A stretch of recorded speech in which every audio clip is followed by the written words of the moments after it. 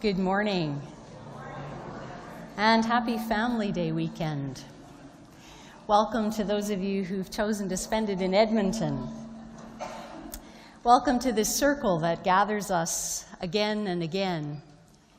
We've never been this particular circle before, nor will we ever be this particular circle again. We are those who constitute the spiritual community in this time and in this place on this unrepeatable day. And it matters that you've chosen to take your place in this circle, and you have a place, a unique place, and you're welcome here. Whether you have never been here before, or you haven't been here in a long time, or you are often here when a circle takes shape in this place. We gather in this ancient configuration, a formation of equality, a formation that signifies there is no hierarchy, no expertise. We are all learners and teachers together in this circle. A circle that is never closed and can always be expanded. It's with gratitude that we gather on this land, acknowledging it is storied land. The ancestral lands of Cree peoples, the Cree peoples of Treaty 6, and the Métis peoples who have made their home here for generations. And as we gather, we honor the culture and the traditions, the spirituality of our Indigenous brothers and sisters whose story is woven into this land. And as we gather, we also acknowledge our responsibility to be partners transcending the wounds of our history with one another and seeking healing and reconciliation. As we gather over these next weeks, we will attend to 7 wise words that have been passed down to us as 7 sacred teachings, also known as the grandfather's teaching or the elder's teachings. These 7 virtues or 7 natural laws have been foundational in the teachings of our Indigenous brothers and sisters. Each week we'll receive one of these teachings in a word of our Cree artist, whose work is here before us today, the work of Arthur Gallant, whom we commissioned to create a series of panels honoring these 7 sacred teachings. Today we will focus on humility as our first teaching. As we humbly gather in this time and place, seeking wisdom, seeking truth, may we take this moment now to move from getting here to being here.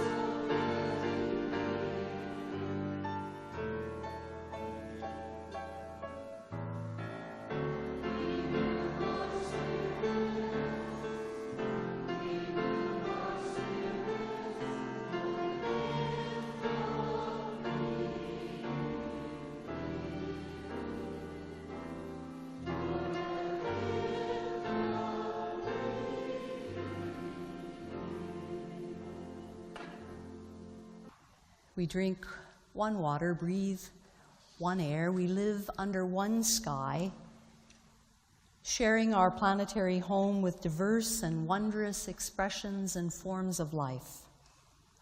We are one earth community. And we are spiritual beings, living and loving, questioning and answering, trusting and doubting, thinking and feeling. We are one in our humanity. We're a people of memory and tradition. We're an evolving people, exploring ever-expanding understandings of life and spirituality. We are one in our laughter, our tears, and our loves. We each have a place in this circle. Whether we have been here often or never been here before, we are each essential. We all belong.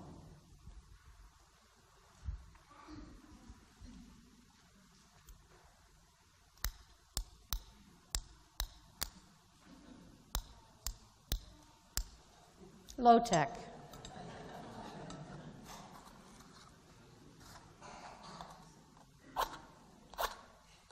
Maybe.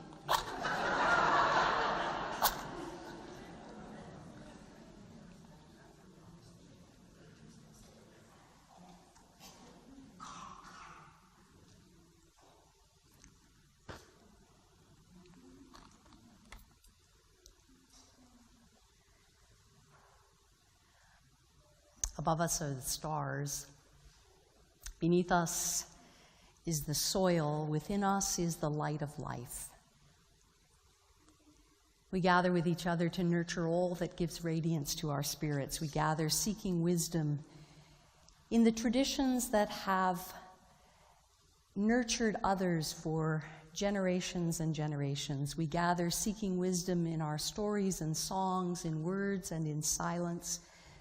Wisdom that is to be found within us, between us, among us, and beyond us. We gather in the presence of light, and in our quest always for more light.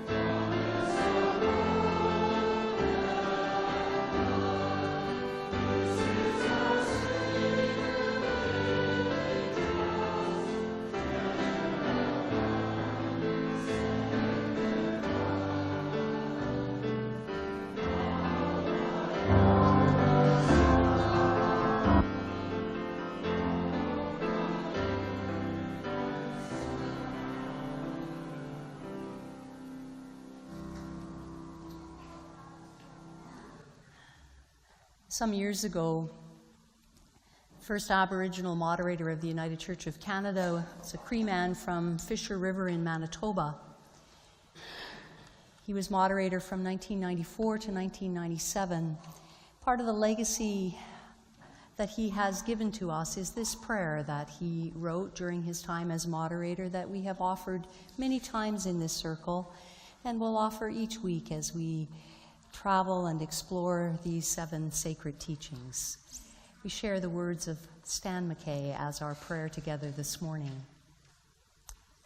We come with thanksgiving for our very breath, the warmth of sun and the sustaining waters, for life all around us, the plants, soft grasses, and sheltering trees, for the ones that crawl, those that swim, and those that fly, for the 4-legged and the 2-legged, all our relations.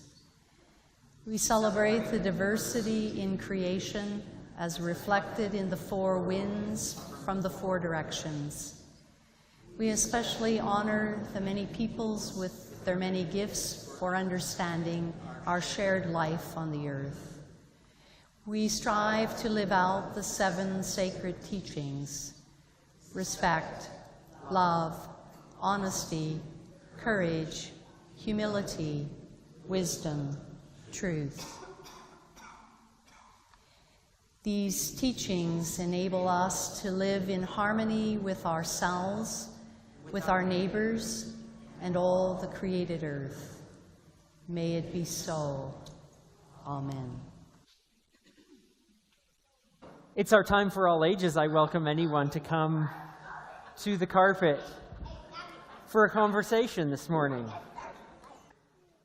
The first thing I want to invite you to do as you sit on the carpet is, can you find an edge of the carpet so that we can sit in a circle? We can even come right over here, even next to me. I know, that's frightening. There's lots of spaces. Great. I want to ask you a question today about a shape. Think about a circle. What do you like about it? What a weird question, huh?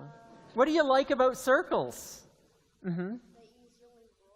Oh, they roll. That's great. Fantastic. What's another one, Karen? The shape of a donut. That's good. Liam? Pardon me? That people make them? Mm-hmm. They make them like donuts. William, what did you want to say?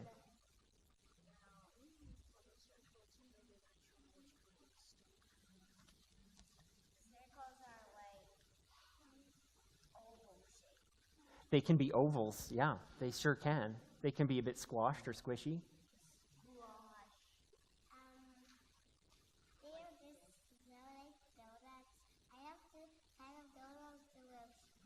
Donuts with sprinkles are really good. That's true. Catherine? Amber, sorry. Like smiley faces. That's great. A circle can be a smiley face. There are actually lots of circles that you can see in nature. For instance, like a stump. It's in the shape of It's exactly right, yes. Do you see this this tree that I'm sitting on? It's a circle, isn't it? or a stem. A stump or a stem? Yeah, if you cut a stem, then you could see that it's in the shape. Absolutely. Circles are great, and they do happen in nature a lot. I brought this to remind me of our planet. Our planet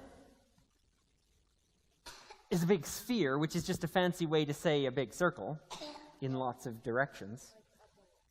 Like a ball, exactly. And like I said, see, it's a nature circle. A nature circle, exactly.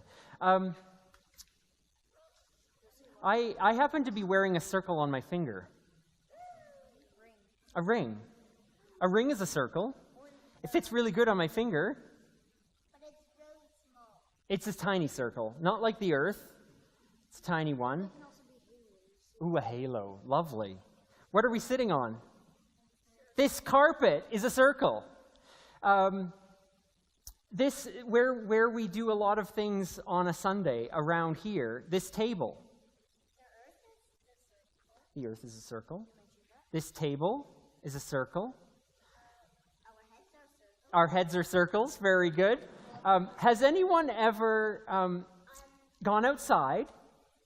And it's hard when there's snow covering it. But if you go out there, there's a garden. Has anyone seen the garden and there's a big stone in the center? Yeah? It's a circle, isn't it? Yeah, the flowers are placed in. The flowers are in a circle, absolutely. Our memorial garden is a circle.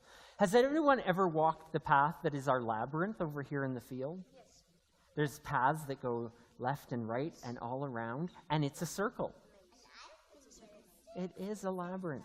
And so, circles are important. They're important here, but they're important everywhere. And I wanted to talk about circles because when we sit in a circle, we make sure that no one is more important than anyone else. When we're in a circle, everyone is the same. That we all have a place in the circle. Even though there's kind of a piece of it missing right here, have you noticed our chairs in this room? They're kind of a circle, aren't they? They are. It's a bit of an open circle, that one. So I wanted to talk about circles because of how they make us feel. They can make us feel included, and that's very important. And they're also very important in many traditions, and one of those traditions is in the First Nations community. And I want to introduce someone to you. This is my friend Stanley, sitting right next to me in the circle. Stanley is a friend that that we've known for many years here, and we've invited Stanley to come and talk to you in Kids Spirit today. About lots of interesting things. You might talk about circles, but you might also hear Stanley. Stanley brought his drum. And what shape is your drum, Stanley? It's a circle. So you might get to hear him sing and drum a little bit, and it's going to be a wonderful time to introduce us to the importance of community and the importance of learning from each other in a circle. So, on that note, I want to invite us to stay in our circle and sing a song, and then we'll... Yeah, I know.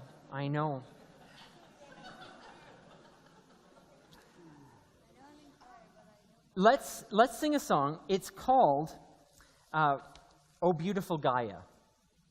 And Gaia is another name for our earth. And it's a wonderful song to sing. And the words are fairly simple. And if you can't read, I'll give them to you as we sing them so that we can all sing together. So we're going to sing that song together before we go to Kids Spirit and Youth Cafe today.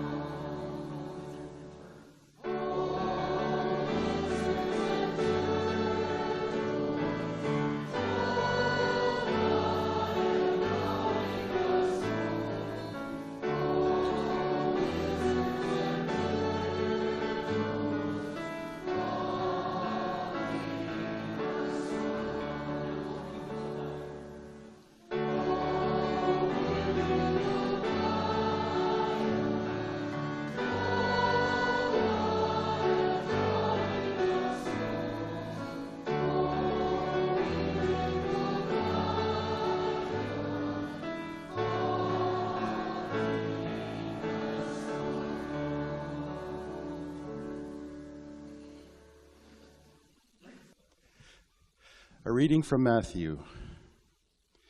Then Jesus said to the crowds and to his disciples, "The scribes and the Pharisees sit on Moses' seat.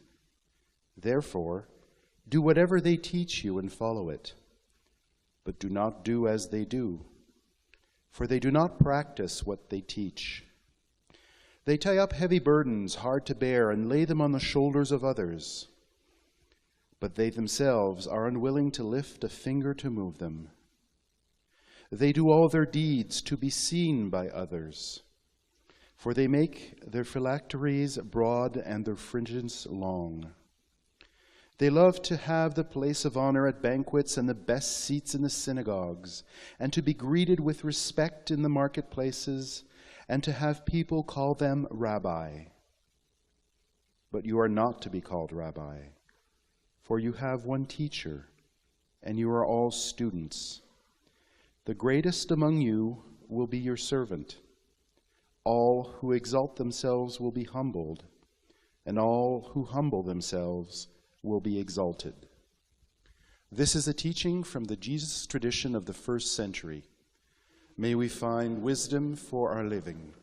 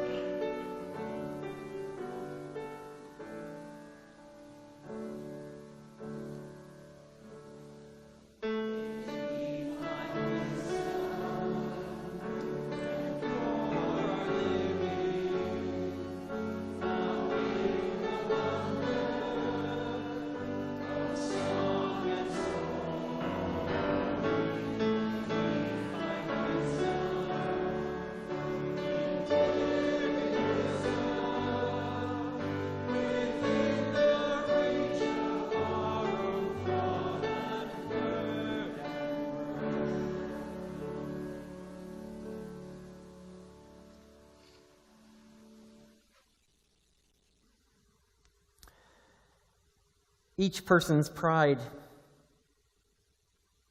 is in competition with every other person's pride.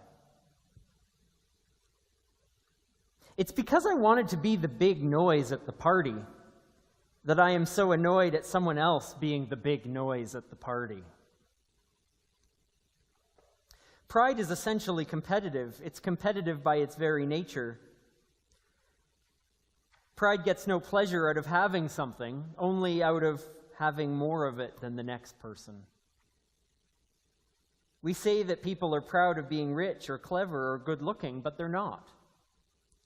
They're proud of being richer or cleverer or better-looking than others. If everyone else became equally rich or clever or good-looking, there'd be nothing to be proud about. It's the comparison that makes us proud. The pleasure of being above the rest. An interesting learning I've had, that once the element of competition has gone, pride has gone and humility has come. This is the writing of a 20th century author. May we find wisdom for our living.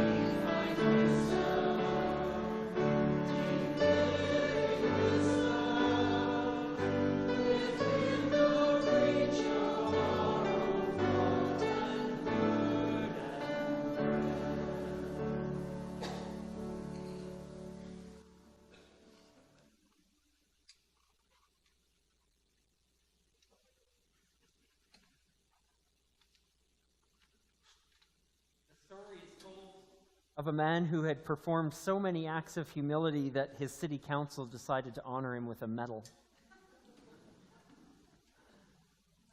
A week after the awards ceremony, it had to be withdrawn because, much to the embarrassment of the council, the man had brashly been wearing that medal everywhere he went.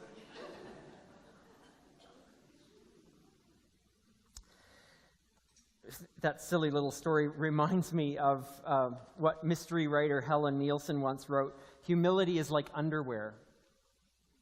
It's essential, but indecent if it shows.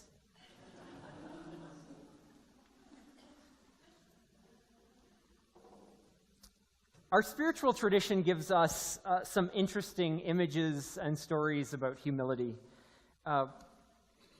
Starting with what is represented by this story we shared from the Jesus tradition, the whole body of reversals of conventional wisdom that appear in the teachings of Jesus.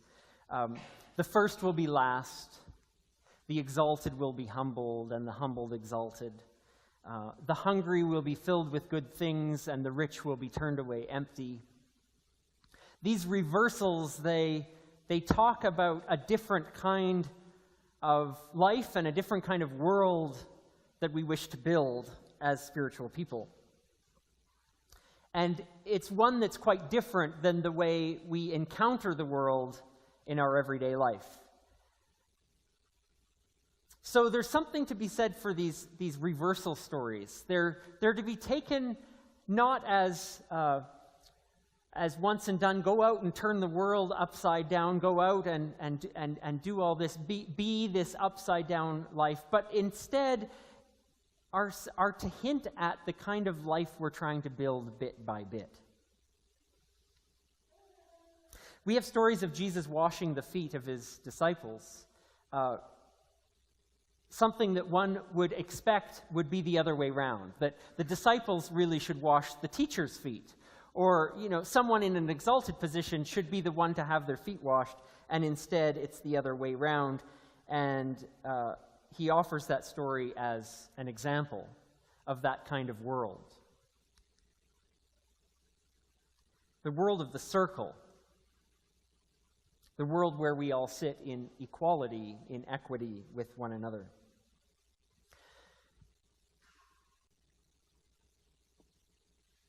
I'm not sure what humility looks like, really. It's one of those words that's very, very slippery. It's one of those concepts that's very slippery, much like the joke at the beginning. As soon as you think, oh, I've got this humility thing down, no, you don't.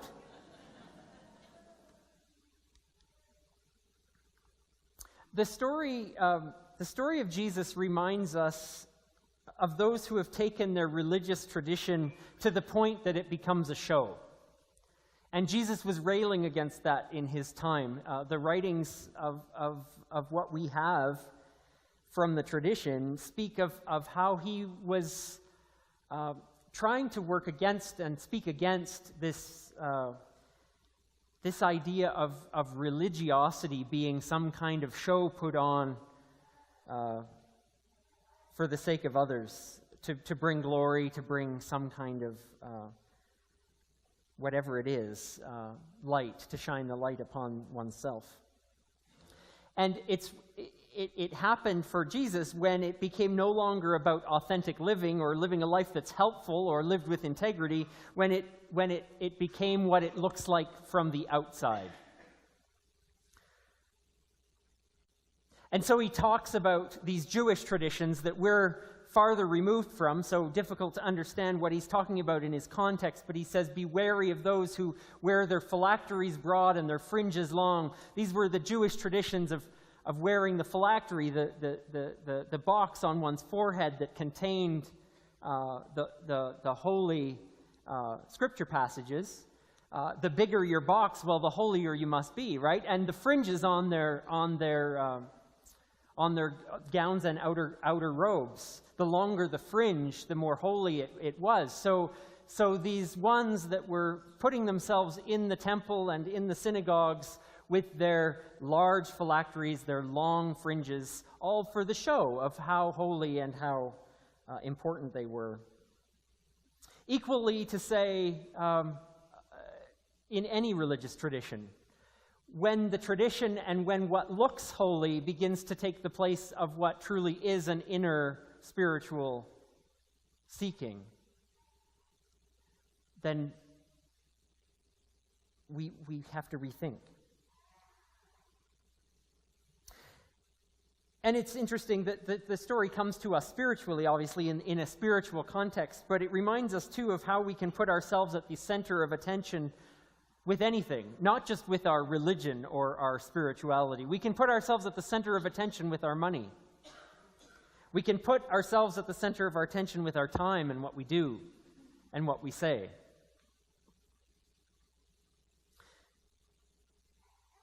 We've all known selfish conversationalists. Do you know what I mean when I say that? Someone who, in just the sheer act of having a conversation, shows no humility. No matter the topic, they'll always find a way to tell a story about themselves, to shine the light on themselves, their past, their efforts, their accomplishments, to tell the best story, to hear you tell something and say, "Oh, but I've got one better. My story's sadder than yours."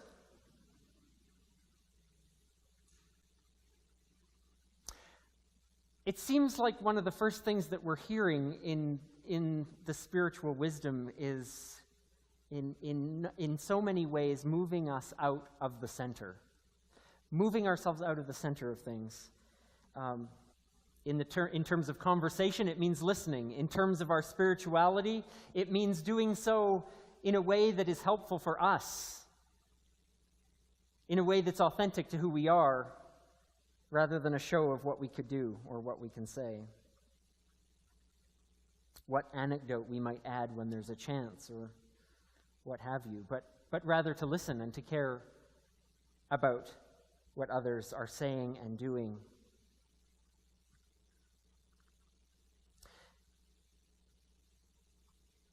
Stepping to the side, in a sense, makes sure that the value of other people is recognized. Because in reality, nothing is ever a solo effort, is it? Recognizing the gifts and contributions of others, even as they've contributed to our lives and our success or our happiness or our enjoyment. Recognizing that the gifts and contributions of others are a part of that. Now, it seems to me that in the tradition there's a clear relationship between being humble and being helpful.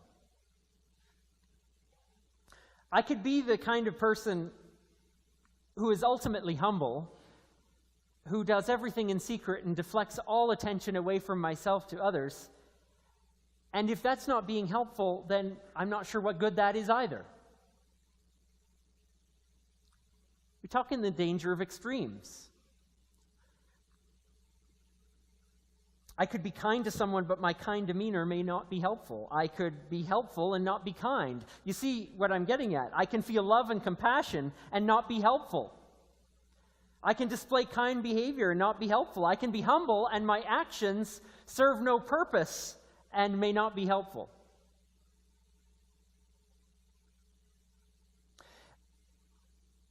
Nancy and I had a conversation not that long ago about the strange things about being in ministry. And ministers talk about this kind of a lot, actually. But we talk about the occasions that we've experienced when we've been thanked for the help that we've given. And I guess in some ways it's kind of like, thank you for your reflection today, or thank you for saying this that you said today. And sometimes it's quite clear what they're talking about, and other times we can honestly say that the help we're being thanked for, we didn't consciously intend. Did I do that? Oh. Whether it's something we did or something we said or an insight that helped along the way, obviously help may have been the overall intention, but the particular thing that was helpful was often enough not a deliberate part of the plan. And when that happens, it makes for a certain humility. That in spite of anything any of us do, our actions can still be helpful to others.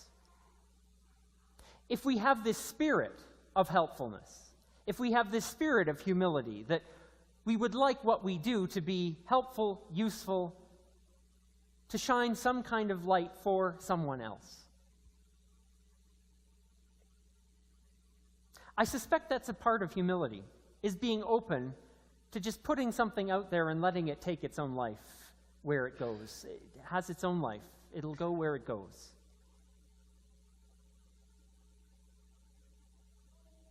I told you this humility thing is slippery.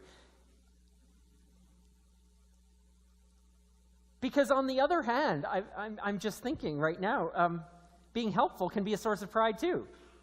Oh, let's not go down that rabbit hole. Because it takes us actually back to number one, which is taking ourselves out of the center of the universe. If we're being helpful so that someone will come and thank us for being helpful, we've put ourselves back in the center.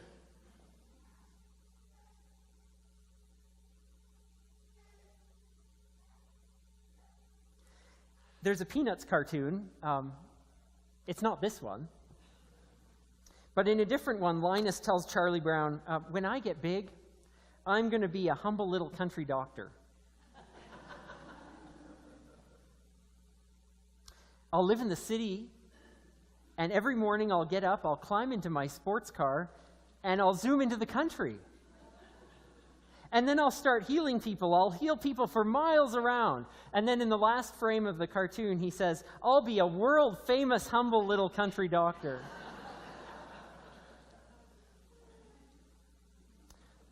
Charles Schultz, I think, was poking fun at how difficult it is for us to be truly humble. We may start out with a goal of being a humble little whatever, but before we know it, we're into being a world-famous humble little whatever, or at least a humble little whatever that, gosh darn it, would someone please notice?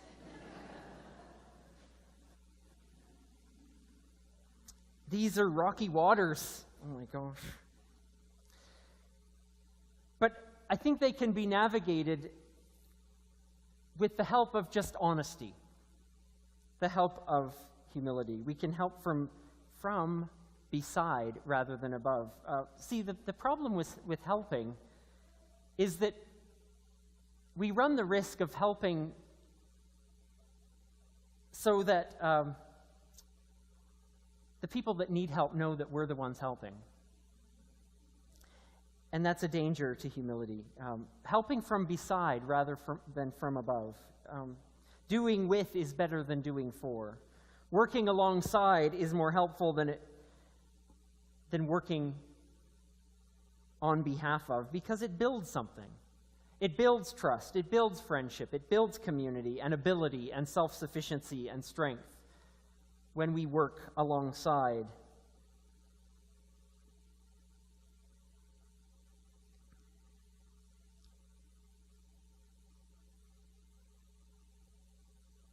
The other piece of humility that seems to come through is our need to balance our needs with the needs of others. If we're tempted to define humility as denying ourselves, this is an old Christian custom, right? That humility means deny yourself completely so that you may be about others. If we think of humility as thinking less of ourselves or putting ourselves down so that we might pull others up, it's not a useful definition. Because it's not a black and white world we live in. We're not either worthy or not. We're not fully good or fully bad. We're not light or dark. We are all these things. We're both in need of encouragement and have encouragement to offer. It's this balance, a prioritization of where I fit in. Sometimes I can be last and happily give up my place of first. Sometimes I'm last and I need to be last. Sometimes I'm last and I cannot be last. Where do the needs of myself balance with the needs of others? So sometimes I can be last, so others can be first. Other times it's more like It's more like on the airplane when we're told of the instructions, what to do if the oxygen mask comes down. Put your own mask on before you help others get theirs on, because what good are you if you can't breathe? You can't be much help that way. It's this way with our health, it's that way with our balance, it's that way with our spirits, it's that way with our energy, with our motivation. If we have none, how can we be helpful to anyone else? We need to be alive and healthy so as to be helpful. So we need to have strength in ourselves in order to give that strength to someone else. So this is why in humility, we cannot always say, I am never first, I'm always last. In humility, we must seek the balance. To say, if I'm not well, then I'm no good to anyone else.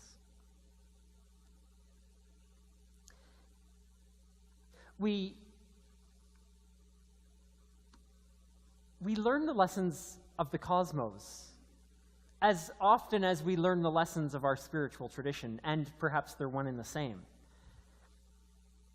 Our history we recognize when we know the details and the facts of our universe. We know that we are both insignificant and powerful at the same time. We know that our history as a human species is brief and dull compared to the sweep of the cosmos. And yet, if you think about the smallest and the largest things known in the universe, humans are exactly mid-sized. We're the right size. We're living at the exact right time. We have the exact right position in our solar system to make life, to make a contribution to the future of the universe. This is how we fit. And that cosmic perspective offers purpose, midway between humility and responsibility. Humility because we're such new babies in the universe, and responsibility because we have the ability to shape the future of the cosmos. The Jewish tradition teaches that everyone should have 2 pockets in their coat or in their pants or in their wherever, whatever you wear that has pockets.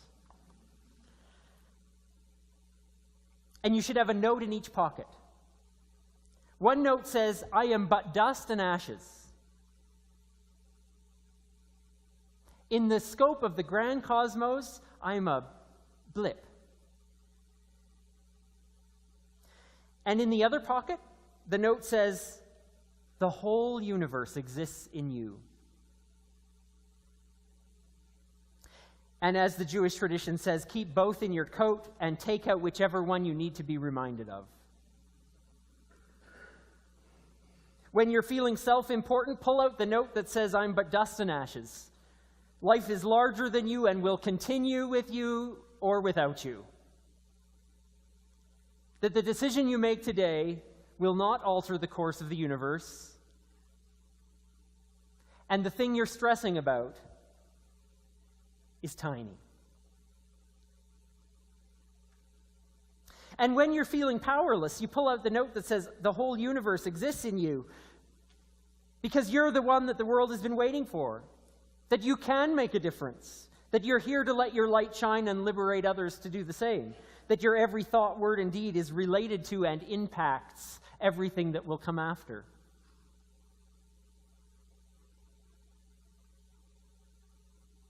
I might have to go home and write 2 little notes to myself now.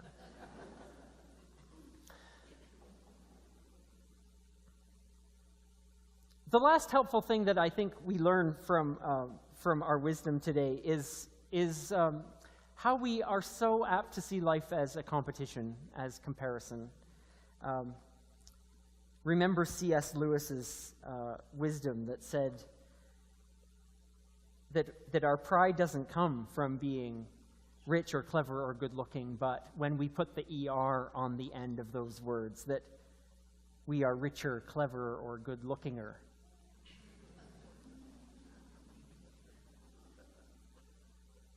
C.S. Lewis didn't say that.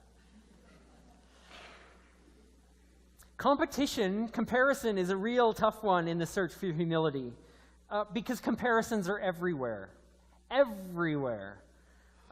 In our digital age, the statistics tell us the average person is exposed to somewhere between 500 and 800 marketing messages per day. 518 marketing messages. And I think of that when I'm on my computer, when I'm on my phone, when I'm driving down the highway, when I'm doing anything, really. I'm exposed, we're all exposed to those marketing messages, and we're asked to compare. If they didn't ask us to compare, they wouldn't be doing their job.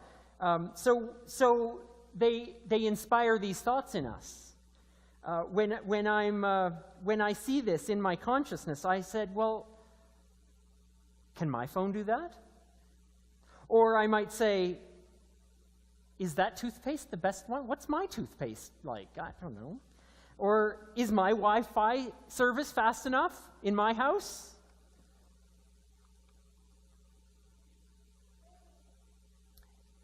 And now it seems that my search engine and my social media apps know exactly what I've searched for. So, gosh darn it, I made the mistake of looking up what it costs to fly to Mexico, and now all the ads are about Mexico. It's taunting me. Now, even if we're aware of only a fraction of those messages in a day, it's challenging to live a comparison-free existence. To avoid putting that ER on the end of the words, as C.S. Lewis would suggest, that we not think about being healthier or smarter or richer or faster than my neighbor. And to reject that view of life as a competition, we have to affirm something else, don't we, in its place. I have to affirm that I can be good at something without being better or best at something. I don't have to look at my neighbor to see that I have more. I only have to look at my neighbor to see that they have enough. I have to reframe it. I have to say to myself, we are all valuable, and I'm part of that. We have to say, we're all different, and we're part of that. We have to say, I value myself and others at the same time, that my worth doesn't depend on its value compared to anyone else or anything.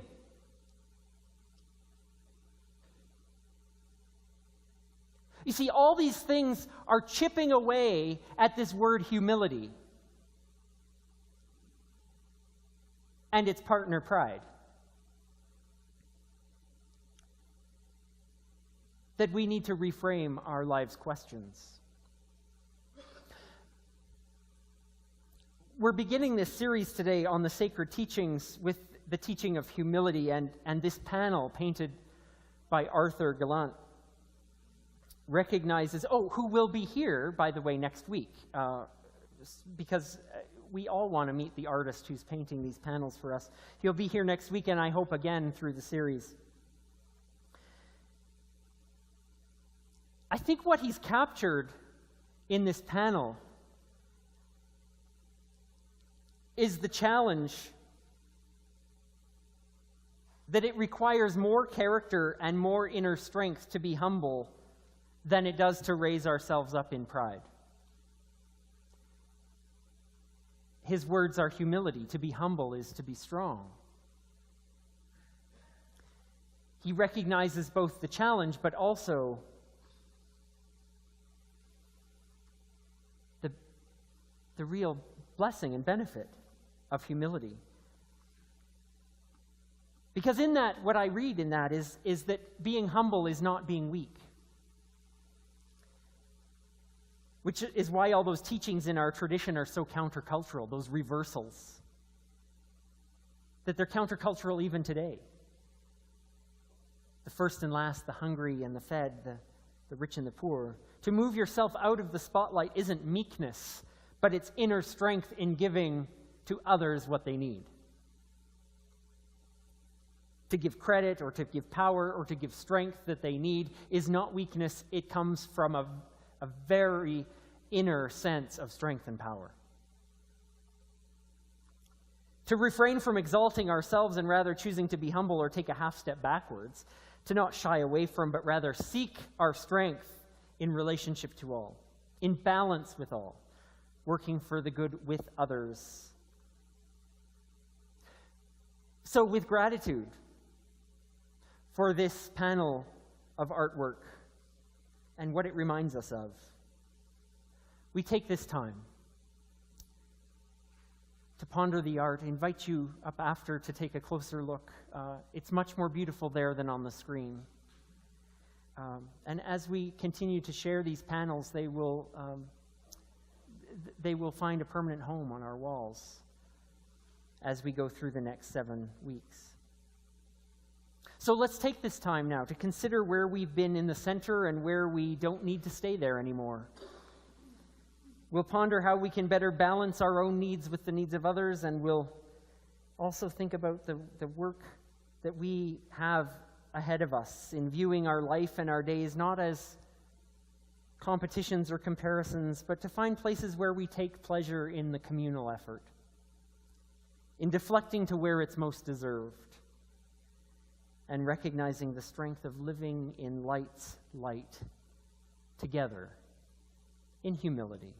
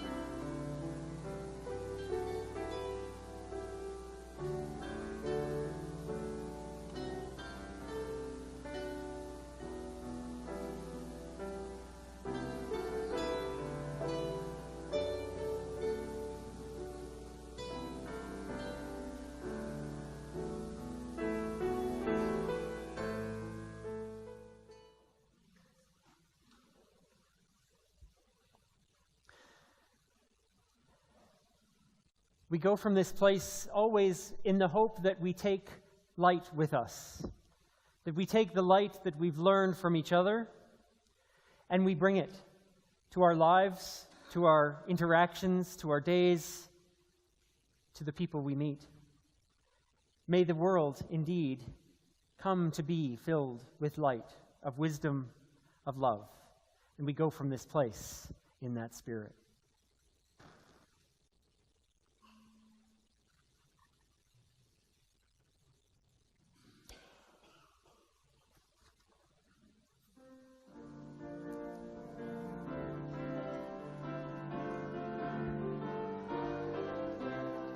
Go into the sacredness